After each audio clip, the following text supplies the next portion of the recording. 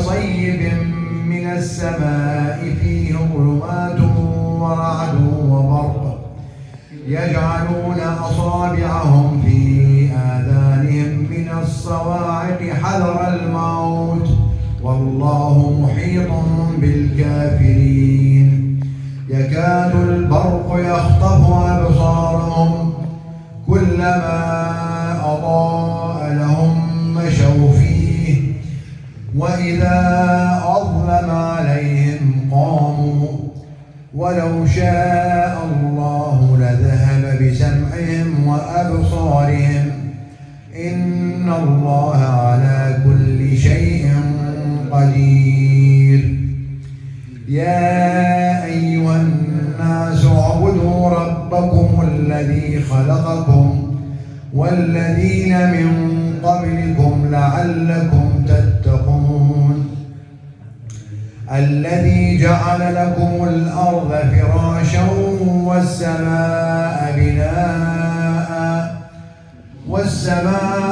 بناء وأنزل من السماء ماء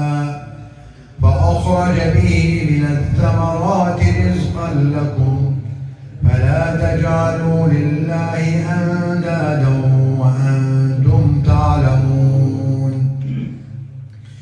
وإن كنتم في ريب مما نزلنا على عبدنا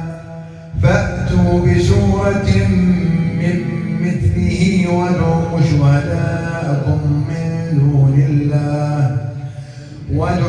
شهداءكم من دون الله إن كنتم صادقين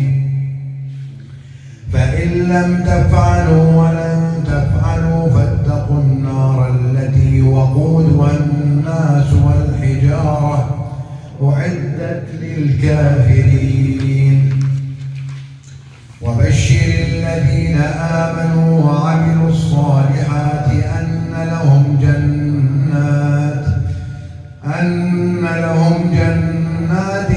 تجري من تحتها الأنهار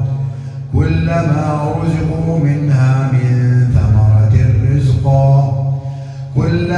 رزقوا منها من ثمرة رزقا قالوا هذا الذي رزقنا من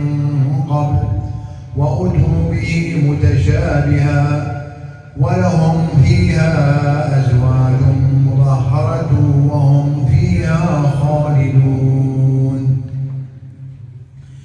إن الله لا يستحيي أن يضرب مثلا ما بعوضة فما فوقها فأما الذين آمنوا فيعلمون أنه الحق من ربهم وأما الذين كفروا فيقولون ماذا أراد الله بهذا مثلا يضل به كثيرا ويهدي به كثيرا وما يضل به إلا الفاسقين الذين ينقضون عهد الله من بعد ميثاقه ويقطعون ما أمر الله به أن يوصل ويفسدون في الأرض أولئك هم الخاسرون كيف تكفرون بالله وكنتم أمواتا فأحياكم ثم يميتكم ثم يحييكم ثم إليه ترجعون